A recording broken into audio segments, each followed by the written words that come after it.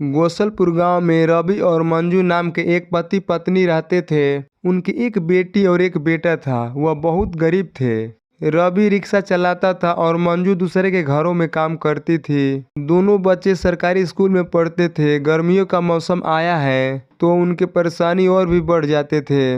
उनके घर में पंखा न होने की वजह से परेशानियां और भी बढ़ जाती थी। रात में तो वो गर्मी की वजह से आधी रात तक जगे रहते थे। उनके बाद ही सोते थे। एक दिन रवि का बेटा, पिताजी, आज मैं अपना दोस्त शिवम के घर गया था। उनका जन्मदिन है कहकर बुलाया था। वहाँ कूलर लगा था, बहुत ठंडा था। हमारे घर में इतना गर्मी क्यों रहती है? बहुत परेशानी हो रही है पिताजी।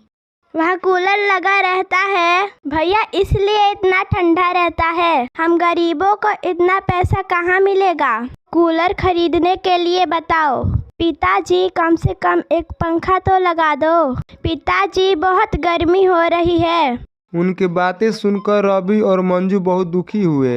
एक दिन रवि को बगल वाले गांव का एक सवारी मिला था। रवि उस आदमी को बगल वाले गांव के एक घर के सामने उतारा। वह आदमी उसे पैसे देकर घर के अंदर चला गया और घर के अंदर से एक कूलर लाया। वह रवि को देखकर, हे रिक्शा वाला बाबू, इधर इधर आओ बाबू।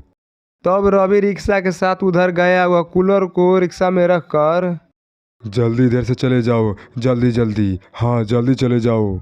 ये क्या है जी? मुझे कुछ भी समझ में नहीं आ रहा है। इसे लेकर कहाँ जाना है? अरे इधर से पहले जाओ, जाओ जाओ जल्दी जाओ। कहकर रिक्शा को ढकेल दिया। तब रवि को कुछ भी समझ में नहीं आया और वे वहां से चले गए। कूलर को घर लाकर जो हुआ मंजू से बताए। ओ भगवान, मुझे खुद कूलर दिया। मुझे ऐसा लग रहा है आज से हम और हमारे बच्चे खुशी से ठंडा हवा का मजा ले सकते हैं। आहा, हमारे घर कूलर आ गया। आहा, हमारे घर कूलर आ गया। कहकर दोनों बच्चे खुशी से चिल्लाने लगे। तब मंजू, अरे बस करो ये चिल्लाना, पहले कूलर चल रहा है कि नहीं ये तो देखो। तब रवि कूलर को लगाकर उसे चालू किया। उस समय से ठंडा हवा आने लगी। उस रात भर बच्चे कूलर के हवा में खूब शांति से सोने लगे। यह देखकर रवि और मंजू बहुत खुश हुए। अगले दिन रवि उस कूलर को फिर से चालू किया, लेकिन उसमें से हवा नहीं आया। यह देखकर बच्चे रोने के शक्ल बना लिए। तब उनकी बेटी बोली, पापा, ये क्या हुआ कि दिन में ये खराब हो गया? ये कैसे? मैं एक बार कोशिश करके देखता हूँ ये ठीक होगा कि नहीं। कहकर वे एक डंडा लेकर कूलर के ऊपर 2-3 बार मारा। तब वह कूलर चालू हो गया। कूलर चालू होते ही उनके अंदर से हीरे और पैसे निकलने लगे। यह देखकर वे सब हैरान हो गए। तब मंजू, अरे वाह, ये तो जादुई कूलर लग रहा है। अब हम इससे करोड़पति बन सकते हैं। क्या करोड़पति बनेंगे? ये सब संपत्ति तो जिसने कूलर दिया है उस आदमी का हो सकता है। मैं जाकर उसे वापस देकर आता हूँ। तुम पागल हो गए हो क्या? इतना पैसा मिला है तो वापस कर दूंगा कह रहे हो? मैं नहीं वापस करने दूंगी। ये गलत है। हमारा जो नहीं है उसके लिए हमें आस नहीं करना चाहिए। ये करने से बिल्कुल अच्छा नहीं होगा।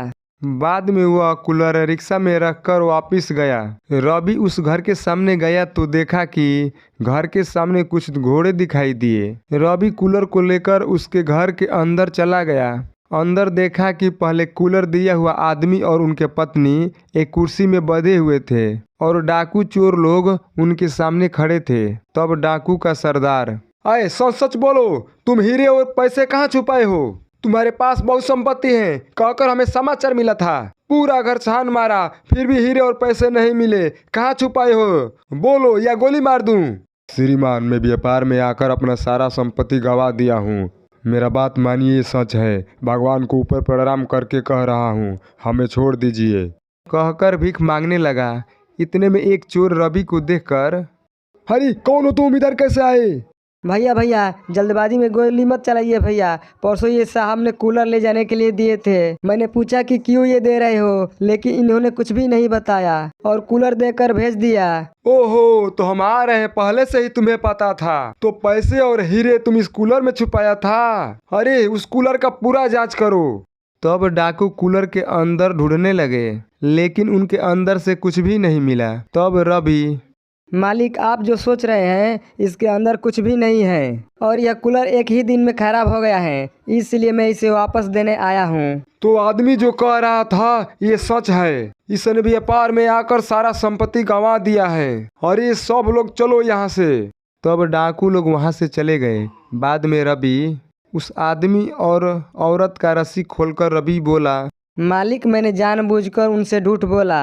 आपका पैसे और हीरे सब मेरे घर में सुरक्षित हैं। वही बात कहने के लिए अंदर आया हूँ। अरे वाह, सही समय से आकर तुम्हारा चालाकी से हमारा जान बचा। सच में तुम्हारा बहुत बहुत धन्यवाद। वो चोर आने का समाचार मिलने की वजह से मुझे क्या करना है पता नहीं चला और सारा संपत्ति कूलर में छुपा कर रखा।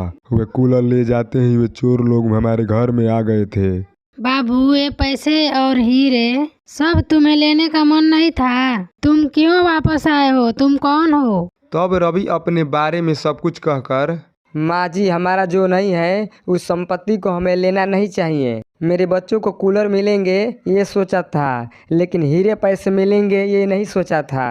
इधर आने के बाद मुझे सब कुछ समझ में आ गया, इसलिए मैंने उन चोरों से झूठ बोला। अरे सच में तुम्हारा तो बहुत बड़ा मन है। अगर तुम्हें कोई आपत्ति नहीं है तो तुम और तुम्हारे परिवार हमारे साथ आकर रहिए। तुम्हें और तुम्हारे बीवी को हम काम देकर वेतन भी देंगे। आपके बच्चों को अच्छे से अच्छे स्कूल में पढ़ाएंगे। तब से लेकर रवि के बच्चे सबके साथ उस घर में कूलर को अच्छे से इस्तेमाल करने लगे।